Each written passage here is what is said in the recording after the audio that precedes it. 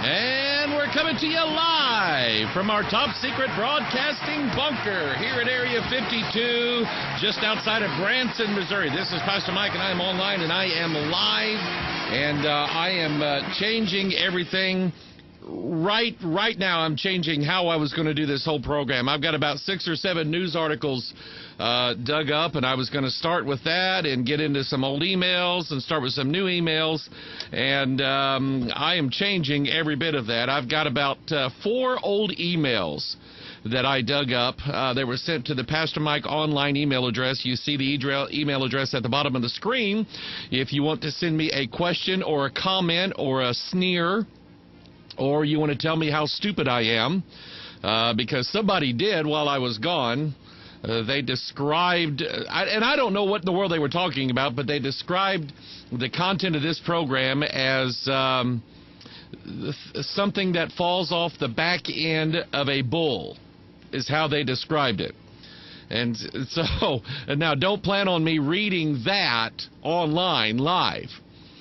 Even though there is no censorship laws concerning content over the internet, I am going to screen carefully what you say. But if you disagree with something that I say during this broadcast, send me an email, and I'll deal with it. I'll deal with it scripturally. I got my can of King James open here. In fact, I'm going to do this right now before I forget about it, because I sent out a Twitter feed a while ago.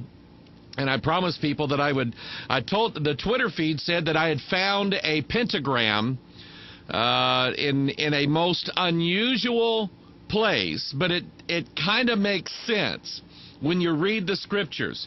And actually, I didn't find it. Somebody sent it to me, and I just opened up the package, and I looked at it, and I went, oh my goodness. But anyway, I'm going to look in Isaiah chapter 14. Verse 12, and we have referenced this so many times, and there's so many things that so many different directions that you can go with this one passage to get understanding.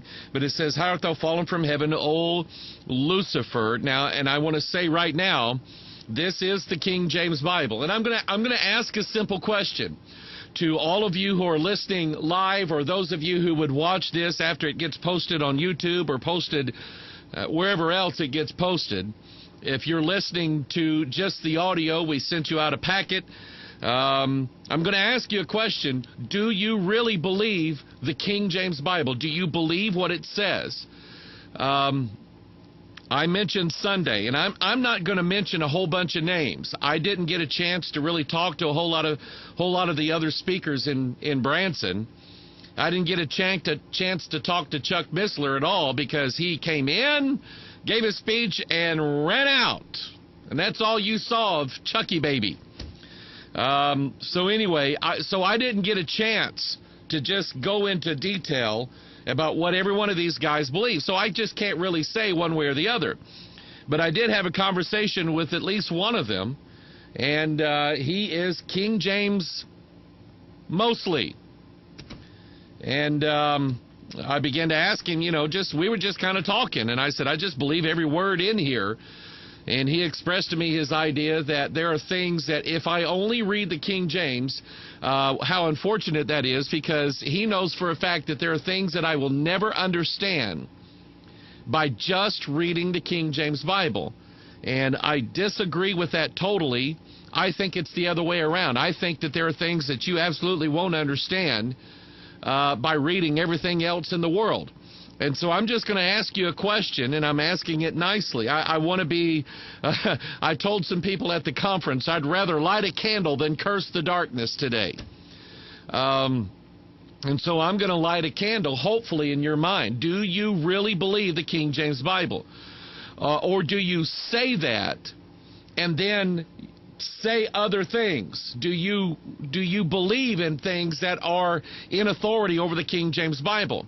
And I'm gonna ask a simple question, because it's something that's on my mind, and it's something that we're going to deal with here in just a few minutes. Do you refer to the 39 books from the book of Genesis to the book of Malachi? What do you call those books? Okay, I'm just asking the simple question, what do you call those books? And there's a reason why I'm asking. But anyway, Isaiah chapter 14, verse 12, how art thou fallen from heaven, O Lucifer? And I believe I believe that's the right translation according to the whole counsel of Scripture. I believe this is the right translation. Those King James translators were not as stupid as what everybody else tries to make them out to be. We don't have better manuscripts than what they had then. And that's what you hear. Oh, well, obviously we have better manuscripts, and we just have a far greater understanding because they've rewritten all of the Greek lexicons. Oh, really? I mean, you stop and think about that for a while. They rewrote the lexicons. That means they redefined what the words meant. And so I believe it's Lucifer, and I believe it's the devil. I believe it's the old dragon. I believe it's Satan. He fell from heaven. It matches perfectly. How art thou fallen from heaven, O Lucifer, son of the morning?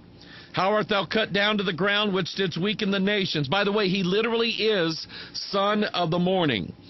Did you know that the morning had a womb?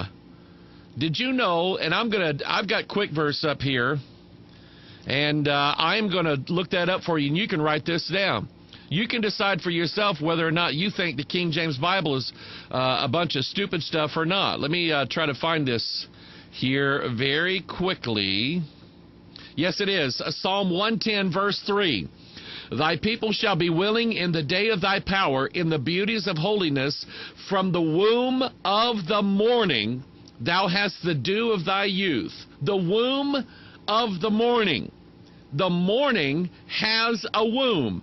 So it gave birth to a son. It gave birth to a son. How art thou cut, the son of the morning, how art thou cut down to the ground, which didst weaken the nations? By the way, Lucifer is weakening this nation right now. And we're all eagerly awaiting Sheriff Arpaio, I don't know how to pronounce his last name, down in Arizona, that supposedly has some new explosive information on Barack Hussein. And so we'll be watching out what that is. But anyway, for thou hast said in thine heart, number 1, let's count. I will ascend into heaven. Number 2, I will exalt my throne above the stars of God. Number 3, I will sit also upon the mount of the congregation in the sides of the north. And I want you to concentrate on that one. Concentrate.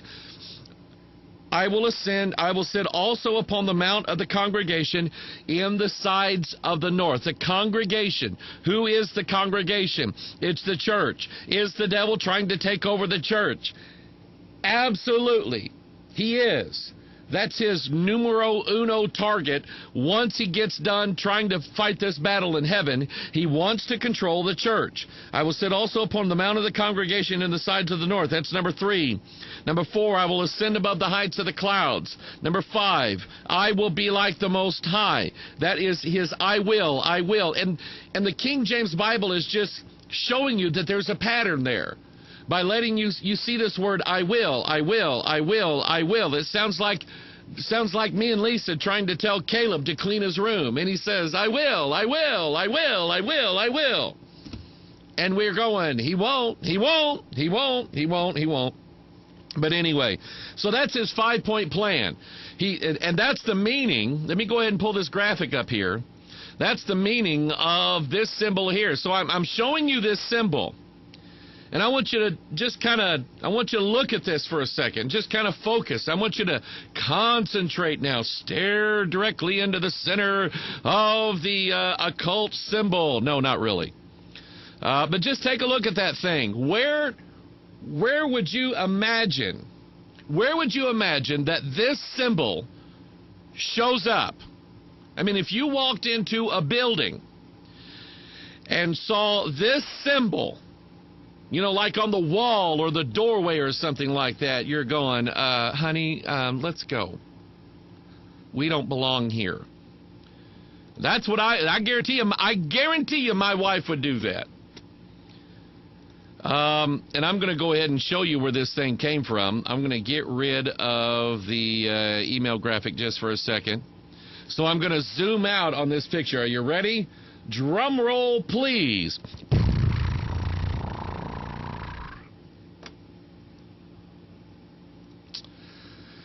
Yep.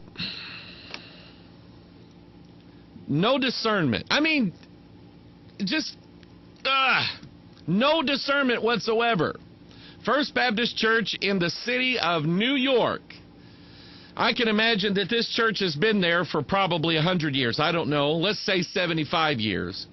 And whoever started this church 75 years ago would roll over in their grave if they saw a crown in the middle of a pentagram on fire. A blazing star. That's what that is. That's the blazing star of Freemasonry. Roll over in their grave if they saw this symbol being used with their church that they started for the glory of preaching the gospel of Jesus Christ. Absolutely no discernment whatsoever. None. People, and probably because nobody uses the King James Bible anymore. They don't know who Lucifer is. Well, see, that's a poor translation. It really means morning star. He's really the morning star, according to the original Hebrew. It's a bunch of lies. So anyway, I have fulfilled my Twitter obligation. Now I want to get into some emails, some questions, some really, really good questions that were being asked before the broadcast came out, and really it's your information that drives this. It's what you send in to me. It's the questions you ask and so on. That that's what this program is all about. In fact, I've already finished the script for the Watchman broadcast. Started it yesterday, did the finishing touches today, and I'll get that recorded. I'll tell it's another teaching on astrology. And I was actually praying yesterday, God, what am I going to talk about this week? And God said, read Galatians, and I'm reading through Galatians, and when I hit the verse, I knew it. You just know that that's what God is saying, and I'm reading this place in the book of Galatians about astrology. You didn't know astrology was in the book of Galatians. Neither did I until yesterday morning. And I'm going to challenge you to go find it. And if you find it, you can send me an email, all right? Here is one old email that I thought was interesting. It's not really a question, but it's a comment. The person says, I want to thank you for the info you provide. Benny Hinn was just at Evangel World Prayer Center in Louisville under Bob Rogers, and it was so sad to see the circus. I cried because my spirit was so grieved. Perry Stone comes to Evangel July 19th through the 22nd. He called my friend and myself down in front of 1,500 people saying I had a tape recorder, and he doesn't allow that in his services. What is he afraid of? And he's either talking about Perry Stone or Benny Hinn, one of the two. But anyway, he had a tape recorder, and he doesn't allow that in his services. And I'm like this guy. Why not?